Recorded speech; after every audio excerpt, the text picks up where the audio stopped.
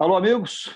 Eu sou Humberto Goulart, da Agência Servidores, e nós temos, neste período de coronavírus, período de confinamento, nós temos trabalhado para conversar com as pessoas, com os dirigentes das entidades ligadas aos servidores públicos, é sempre no nosso próprio ambiente. Então, eu estou num ambiente e o Rudinei Marques, que é o nosso convidado de hoje, está num ambiente na casa dele, todos nós em confinamento, cumprindo as determinações das autoridades sanitárias, nesse momento extremamente delicado para a economia e para a sociedade brasileira. Rude, eu queria começar conversando com você o seguinte: você é presidente do FONACAT e havia uma discussão anterior a essa crise com relação a não deixar que o governo avançasse muito na quebra das conquistas dos servidores públicos. E agora, durante a crise, parece que algumas coisas encaixaram, e eu tenho lido muito, e eu gostaria que você me confirmasse ou não, que o ministro Paulo Guedes parece que, exatamente no momento mais difícil, passou a ouvir o FONACAT. Como é que isso tem funcionado? Bom, olá, Humberto, olá, internautas, todos aqueles que acompanham esse trabalho muito importante de informação, esclarecimento e serviço à administração pública, aos servidores de todos os níveis da federação. Realmente nós vivemos um momento atípico no cenário não só nacional, mas global, né, em função da crise do coronavírus, que tem impactos profundos em questões econômicas e sociais. Pois bem, foi preciso uma crise dessa magnitude para corroborar aquilo que nós, servidores e dirigentes de entidades de classe, vínhamos falando já há muito tempo. E, em primeiro lugar, o país não estava quebrado, porque ainda hoje nós temos um depósito do Tesouro Nacional no Caixa Único do Banco Central de 1 trilhão e 200 bilhões de reais. Temos reservas internacionais da ordem de 360 bilhões de dólares. Temos a menor taxa da história de rolagem da dívida pública, ou seja, o país não estava quebrado e, por não estar quebrado, ele não precisaria ter feito uma reforma da Previdência tão rigorosa, né?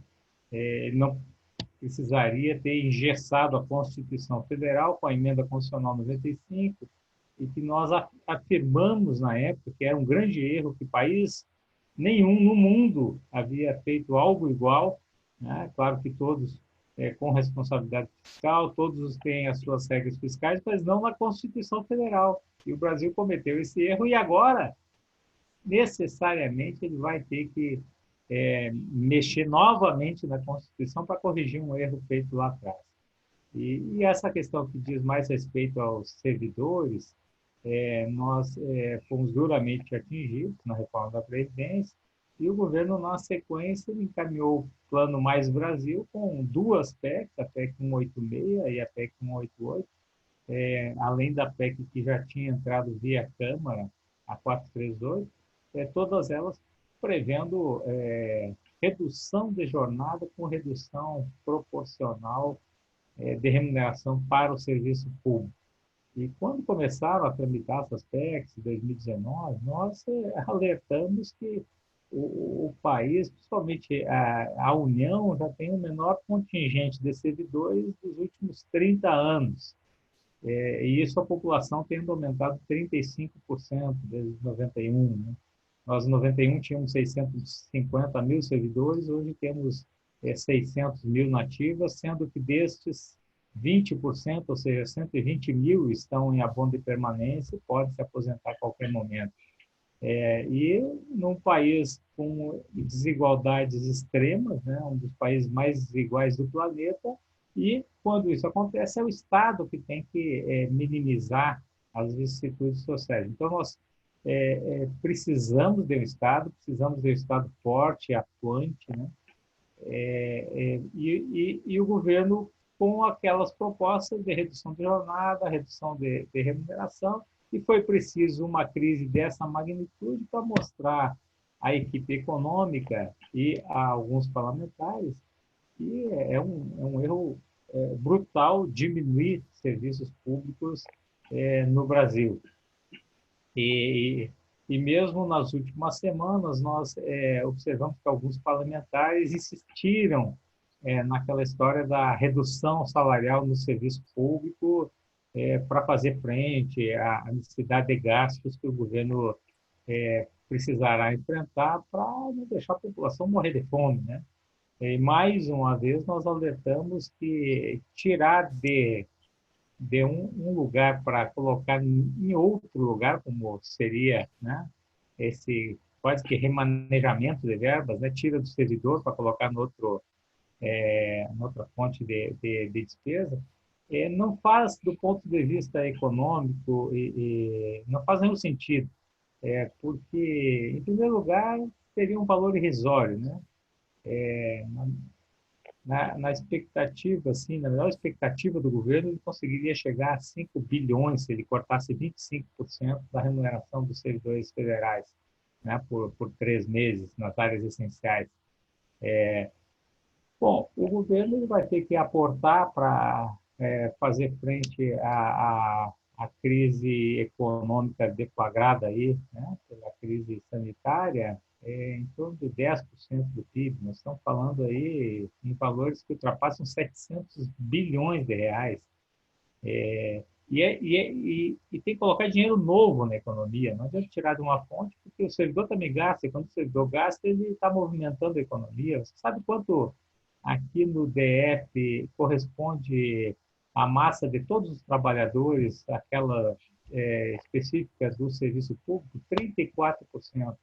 Ou seja, você reduzir esse gasto no momento que a economia já está fragilizada pode piorar mais as coisas ainda do que resolver esse duro desafio que o país, enfim, nós todos temos que enfrentar.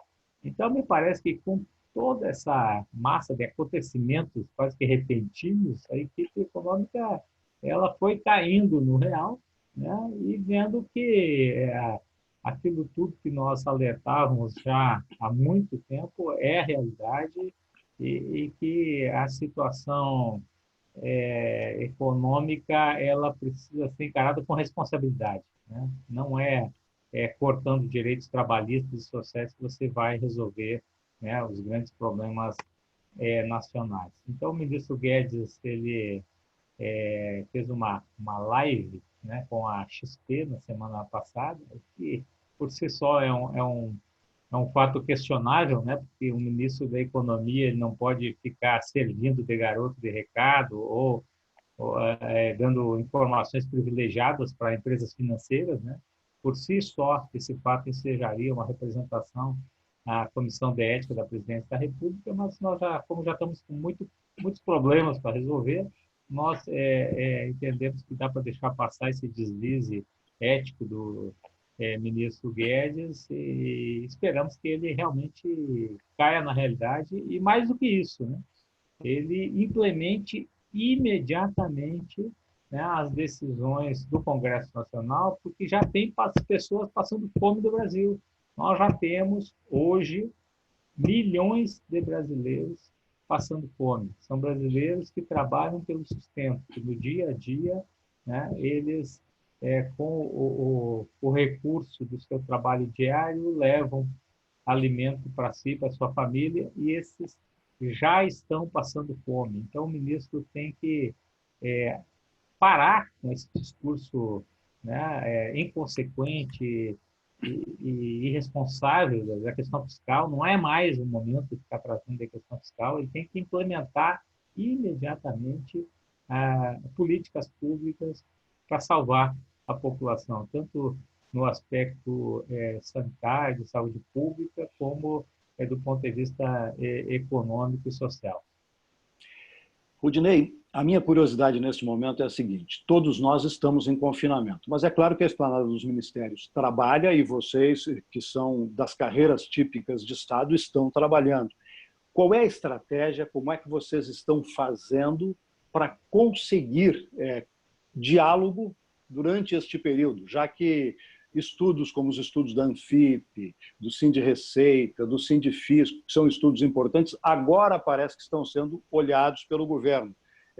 O Sindicato dos Servidores Públicos, por exemplo, conseguiu dar uma resposta a um jornal, ao jornal, me parece que foi a Folha de São Paulo, o Petros conseguiu dar uma resposta. Que tipo de estratégia vocês estão usando, que canais de comunicação para chegar nas autoridades e conseguir fazer com que o trabalho de vocês tenha tanto sucesso como está tendo? Humberto, eu acho que essa nossa conversa aqui já é uma parte desse trabalho, né? Porque no momento que nós levamos aí, principalmente os servidores, né, que são o nosso público alvo, o público que representamos, né? Na medida em que eles têm esse esclarecimento e condições de interlocução com informações, né, mais profundas aí em relação a tudo isso que nós estamos conversando, o servidor, bom, nós somos 12 milhões de servidores ativos no país, né? E, eventualmente, temos acesso a parlamentares, altas autoridades públicas, e a nossa missão é levar esse conjunto aí de propostas e de esclarecimentos. Uma parte, é claro, do nosso trabalho, ele se dá no Congresso Nacional. Então, felizmente, nós ainda temos bons parlamentares, né, que nos escutam já há muito tempo, e nós, por meio desses parlamentares, temos levado muitas propostas, né, inclusive diretamente ao presidente da Câmara, Rodrigo Maia. E mesmo aqueles servidores que estão ocupando postos-chave na administração pública nos ajudam a fazer com que essas propostas elas subam até, né, instâncias decisórias. Nós tivemos recentemente um conjunto de propostas, como bem falaste há pouco, a Anfip, Sindifisco, Anfip e Fenafisco, algum tempo atrás, já vinham trabalhando na reforma tributária solidária, que é uma forma de onerar mais aqueles que mais podem contribuir, né? Infelizmente, uma crise como essa nos mostra a urgência de uma renda universal, né, pública para a população, né, aqueles que não têm, né, sequer condições de emprego, que tivessem acesso a uma renda básica, né, provida pelo governo, e isso tem que vir daqueles que mais podem contribuir, ou seja, não se pode pensar que no Brasil não haja tributação de lucros e dividendos, né? Poucos países no mundo, as grandes fortunas também não são taxadas no Brasil, e nesse sentido, recentemente nós tivemos estudos aí, mais uma vez, do Grupo Fisco, Nafisco, Sindifisco, né? Febrafit, todos levando sugestões de como, por meio da questão tributária, da justiça fiscal, nós podemos tirar de quem tem para dar para quem não tem nada. Tem pessoas que não têm o que comer nesse momento, enquanto que nós temos algumas centenas de brasileiros que são bilionários e que contribuem muito pouco para diminuir a pobreza no país. E é claro que as questões tributárias elas são importantes, mas elas vão resolver esse problema aí econômico e social deflagrado pelo vírus no médio e longo prazo. Emergencialmente, nós precisamos trabalhar aí com os instrumentos de políticas econômicas e fiscais que possibilitem gerar recursos, e para isso nós, do Fonacate, lançamos um conjunto de 10 propostas emergenciais para superar a crise, né? Temos que rever imediatamente a emenda constitucional 95, rever as leis fiscais e prover, né, essa população mais necessitada emergencialmente de recursos para que eles sobrevivam, né? Se não morrerem do vírus, podem morrer de fome. E nesse momento em que a população tanto depende do Estado e o serviço público não, eles podem faltar. E nesse sentido, é muito triste que nós vejamos autoridades públicas hoje, em primeiro lugar, lutando contra a ciência, né? E, em segundo lugar, numa guerra de ciúmes, de vaidades que em nada contribui, pelo contrário, né? Agrava essa situação que nós já estamos vivendo do país. E, nesse sentido, nós precisamos reiterar a importância do serviço público. Nós temos servidores extremamente qualificados nas nossas áreas de atuação. A gente pode pensar nos diplomatas, né, o esforço que os diplomatas estão fazendo hoje para repatriar cerca de 6 mil brasileiros que ainda estão espalhados pelo mundo e querem desesperadamente voltar para o país, né?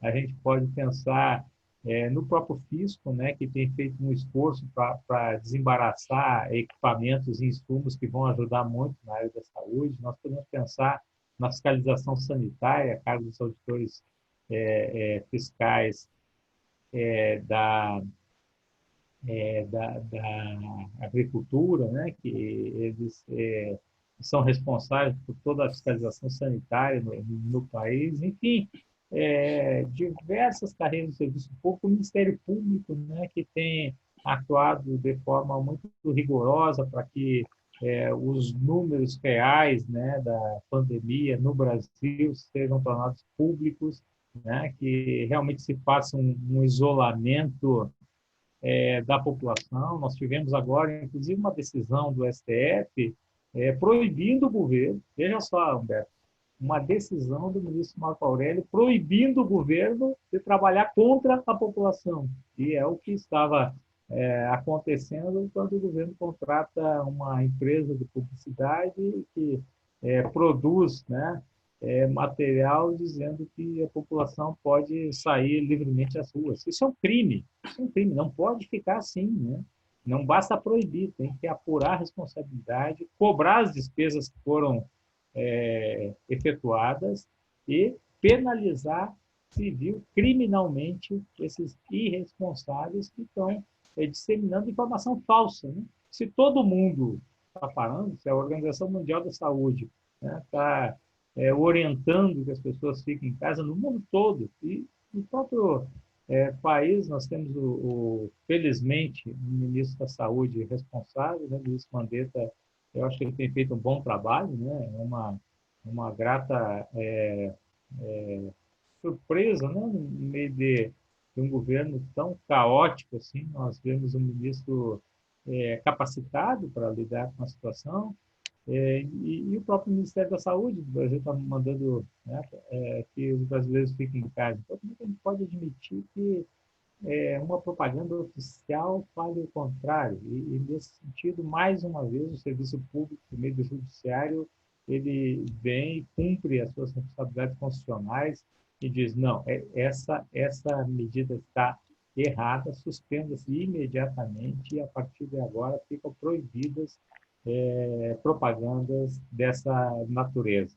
Então, é isso. Acho que o serviço público tem muito a contribuir, e nosso papel assim de interlocução com o Congresso, como bem observasse, ele tem cada vez adquirido uma expressão maior, e temos sim muito o que contribuir, né? Tanto produzindo documentos e pensando em formas de superar esses tremendos desafios, como indo para a linha de frente, né? Porque é o serviço público, é o SUS, né? São os pesquisadores das universidades federais, os institutos de pesquisa que estão aí na linha de frente, né? Então, acho que temos muito o que contribuir. Uma crise como essa mostra a importância de termos um serviço público qualificado. Só para concluir, uma outra informação que nós já vimos repetindo há muito tempo, né? Que o Brasil, ele, em termos de empregabilidade do setor público, ele está completamente defasado em relação aos países da OCDE, que empregam em torno de 22% da sua massa de trabalhadores no setor público. E no Brasil nós temos 12%. Quando nós falávamos isso no Congresso, né, e para alguns interlocutores do governo, ninguém acreditava nisso, né? E é preciso uma crise dessa magnitude para mostrar que realmente nós estávamos certos, nós precisaríamos ter mais profissionais, sobretudo na saúde, na educação, na pesquisa, na segurança pública, no controle, na auditoria. Porque se nós não temos um serviço público forte, o Estado é fraco. E quando o Estado é fraco, ele não tem condições de dar as respostas que a população precisa em momentos graves como esse. Rudinei, você sabe que o sonho de todo jornalista é tentar projetar alguma coisa. Eu sei que a crise do coronavírus é uma crise de insegurança, uma crise de dúvida. A gente não sabe como a gente vai sair lá na frente. Mas, diante de tudo isso que você nos contou e diante de tudo que a gente tem visto, ouvido, lido, sentido no jornalismo, nas informações que a gente recebe, tem algumas mudanças. Por exemplo, você tocou aí nessa questão da taxação das grandes fortunas. Essa era uma discussão que o Congresso procurava sempre evitar, e agora ela volta. Você acha que esta crise, como toda crise cria oportunidades, vai trazer de volta essas discussões, e agora com possibilidade de se entender essas coisas? Eu gostaria que você, para a gente encerrar, fizesse uma projeção de como é que você acha que nós vamos sair economicamente, sindicalmente e como seres humanos desta crise. Tem como prever alguma coisa? Olha, é difícil nós conseguirmos compreender a profundidade dessa crise, porque eu entendo que é um buraco tão fundo que nós estamos ainda caindo, né? Quer dizer, então nós estamos no meio, né, dessa queda livre, e só quando nós batermos lá no fundo do poço que nós vamos ter uma dimensão real desse terremoto aí que abalou o planeta como um todo, né?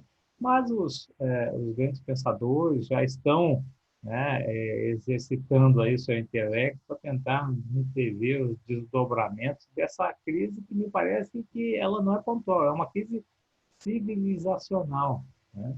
É um turning point na história da humanidade. A gente não tinha, a nossa geração não tinha passado por isso ainda. E eu entendo que é possível, né, mesmo, né, nós não é, é, tendo a possibilidade de vislumbrar todo o estrago, né, que essa situação de saúde, mesmo econômica e social, vão produzir no mundo todo, mas é possível antever, né, algumas áreas que nós, como humanidade, teremos que evoluir, né? A primeira delas, até um pouco na esteira do que vinha acontecendo no Brasil, de retirada de direitos trabalhistas e sociais, né? Desde a reforma trabalhista, a gente vê que isso vem se intensificando no Brasil, depois foi a previdenciária, né? E já tinha várias outras medidas em curso, levando milhões de brasileiros para a informalidade, né? Hoje nós temos 50% da nossa massa de trabalhadores, de 106 milhões, 56 milhões ou estão desempregados, no desalento, né? Ou na informalidade, é muita gente. E num momento como esse, né, que nós estamos vivendo, nós percebemos o quê? Que nós não temos sequer o cadastro de uma pessoa, não sabe? Cadastro para conseguir estender um benefício social, essa pessoa vai passar fome, eventualmente vai morrer de fome, né? Então, esse é um primeiro ensinamento, né? Primeiro, que tem que haver uma melhor gestão, né, com políticas públicas. O Brasil vinha caminhando bem nesse sentido de institucionalizar políticas públicas, né? Ter cadastros ativos que pudessem apresentar um dado fidedigno aí de onde estão, quem são, né, os brasileiros espalhados aí nos estados da federação, dos municípios, né? Então, isso vai ter que evoluir para algo que vinha sendo discutido no mundo todo já. Alguns países avançaram um pouco mais, que é uma renda básica universal. É impossível que nós consigamos viver num mundo, né,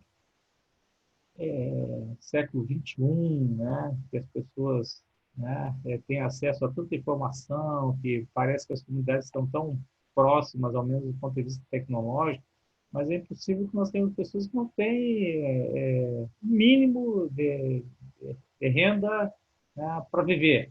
Então, como a humanidade chega, nós precisamos trabalhar com uma renda única, uma renda básica universal para todos os habitantes do planeta, né? Não é possível que nós consigamos viver enquanto, né, uma pessoa no mundo estiver passando fome.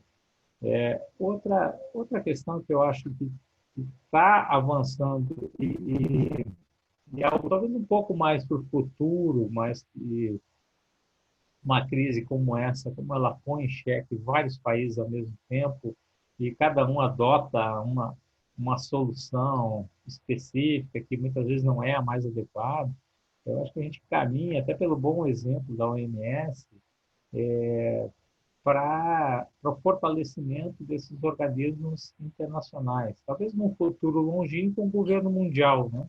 Mas, por enquanto, o fortalecimento desses organismos para que eles possam, em situações como essa, dar respostas rápidas, né, para a humanidade como um todo. Porque não vai ser o último vírus que a humanidade vai enfrentar, né? Não vai ser a última crise, né, de grandes proporções que nós vamos ter que enfrentar juntos enquanto humanidade. Então, o fortalecimento desses organismos, né, internacionais, né, ele é algo, me parece, que sem volta. Assim.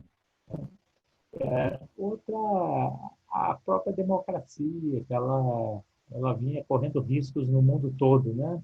Nós vimos muitos países, né, que, no princípio, tinham uma tradição democrática consolidada, como os Estados Unidos, né, como a Itália, e o próprio Brasil, né, adotar soluções que beiravam assim, o autoritarismo, né, com governantes muitas vezes assim, que não são aquele governante, né, que todos nós esperamos, alguém que tem uma seriedade, uma capacidade de diálogo, uma capacidade de coesão, sobretudo, né? Porque num momento como esse a gente vê que se não tem um governo que tenha condições de congregar todos os esforços que se faz para enfrentar uma situação como essa, a gente peca muito enquanto nação e deixa desassistido aí milhões de vidas, né? Então, eu acho que a democracia ela vai se reinventar, né? Ela tem que se reinventar. E, por fim, eu acho que o serviço público também vai se reinventar, né? Hoje nós já temos na União praticamente quase todo o quadro está trabalhando à distância, né? Todos estão em teletrabalho, vão ser áreas muito específicas e é claro que as áreas da saúde e da pesquisa que ainda precisam estar, né? Claro, com trabalho presencial em loco. Mas eu acho que nós vamos evoluir muito para o teletrabalho. Alguns órgãos já tinham implantado, eu conheço bem o exemplo da Controladoria Geral da União, que vem de lá, né? E foi uma luta do sindicato para que nós implantássemos já em 2016 o teletrabalho, e a partir de uma proposta do sindicato, adotada pelo Ministério, foi feito um projeto piloto, deu certo, deu muito certo, ou seja, eu consegui desenvolver métricas que fizeram com que o servidor, trabalhando em casa, inclusive, ele produzisse um pouco mais do que no local de trabalho, porque ele ganhou ali 1 a 2 horas de deslocamento. Então, essa experiência, eu não tenho dúvida que ela veio para ficar e ela vai se expandir e daqui para frente nós vamos ter muito mais servidores trabalhando à distância. A digitalização, né, no âmbito do serviço público, ela vai se ampliar muito, né, porque toda essa experiência acumulada, né, nesses meses aí que nós ficaremos confinados, ela pode ser bem utilizada, né, inclusive com o aprimoramento de serviços públicos para a população. Estou aqui só vendo a ótica do servidor, né, porque a população, né, ela é o destinatário final do serviço público. Né? Então, nós temos que pensar como a distância, né, no teletrabalho, nós podemos atender mais e melhor a população. Então, muitas mudanças em pouco tempo, mas parece que a humanidade só caminha assim, né? Tem várias discussões, vários debates, né, várias crises, mas de repente tem um turning point que eu acho que a gente está vivendo nesse momento que muda toda a história, né? E espero que seja para melhor. Rudinei Marques, presidente do Fonacat, em meu nome, muito obrigado pelo papo e, em nome da Agência Servidores, muito obrigado pela entrevista. Um abraço. Um abraço, Humberto, internautas, até mais.